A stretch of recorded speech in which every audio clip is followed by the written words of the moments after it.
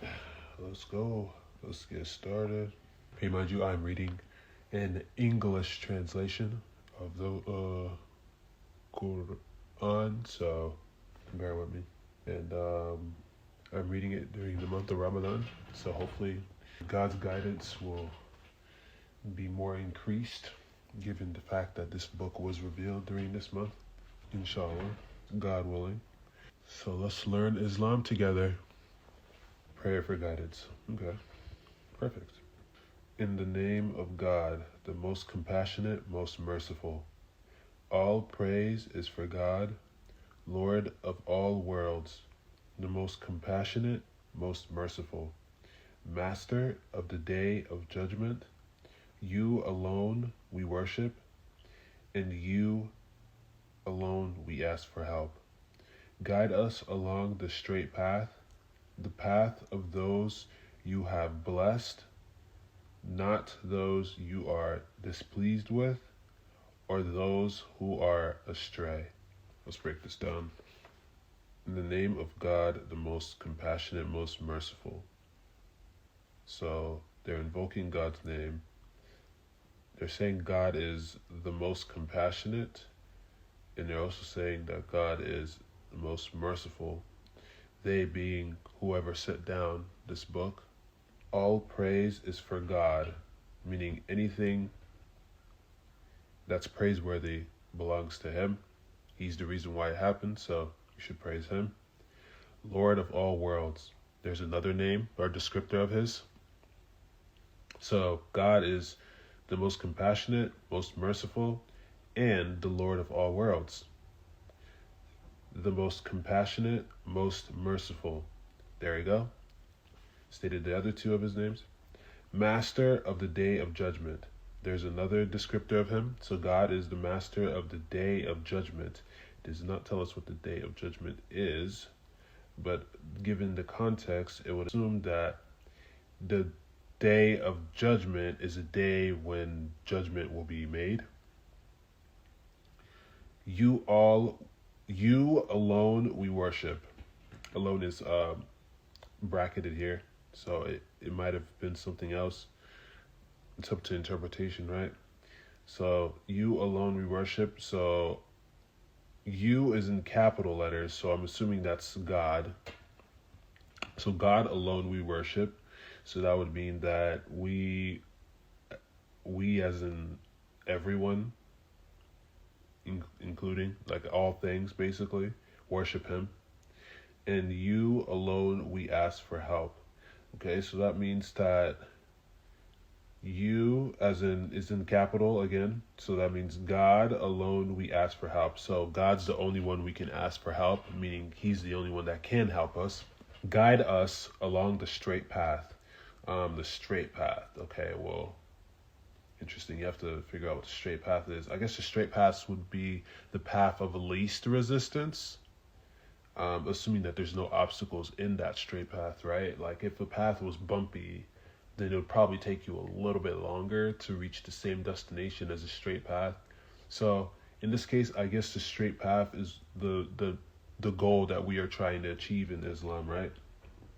And God is our best guide to that path.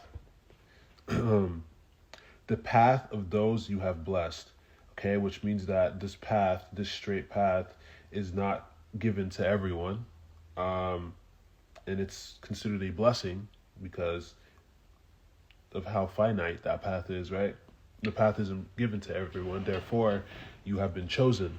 Not those you are displeased with, which then this basically emphasizes a capital Y, meaning God. So not those God, change the R to is, God is displeased with, right? So that means that you being guided to this straight path would mean that God is pleased with you, meaning He likes you and He's fond of you. He's impressed.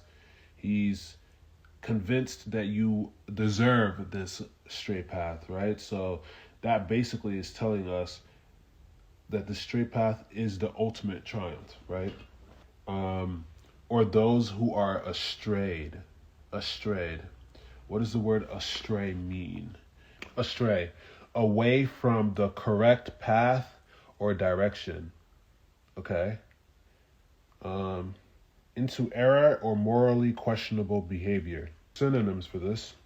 Into wrongdoing, off target, wild, awry, off course, off track, into error, into sin.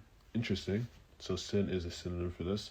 Into iniquity. Okay, so basically, God guides us to the straight path. He chooses who gets guided to that straight path based off of whether he's pleased with them or not. And those who are astray do not belong on this path. Basically, those who are off track, basically, or off the path, I'm assuming it would be by choice then, right? They choose to be off the track. Those are the ones that God will not guide to the straight path, or essentially will not guide them back to the straight path after they've willfully or on purpose walked off the road, right? You know what the saying is, follow the yellow brick road. If you don't follow the yellow brick road, then you're not on the yellow brick road, right? Only in this case, once you walk off the yellow brick road, based off of this chapter here, it doesn't seem like you will ever be able to find the yellow brick road again unless you retrace your steps, right? All right, so that's chapter 1. It's called Surat al-Fatihah. In English, it's called The Opening. Good. It's a good chapter. It's a prayer for guidance. It's asking God to guide them on this journey. It's a perfect start to Islam, of course, to learning Islam. So I hope you guys enjoyed this. We'll be posting more chapters soon. This book seems really big. Oh wait, maybe 400, almost 400, like 370, around 374. 114 chapters, if I'm not mistaken. Yep, 114 chapters. So we're gonna go into it. We're gonna break it down. We're gonna learn, and this has been One Who Serves God, and I hope you guys found this helpful. Have a blessed day.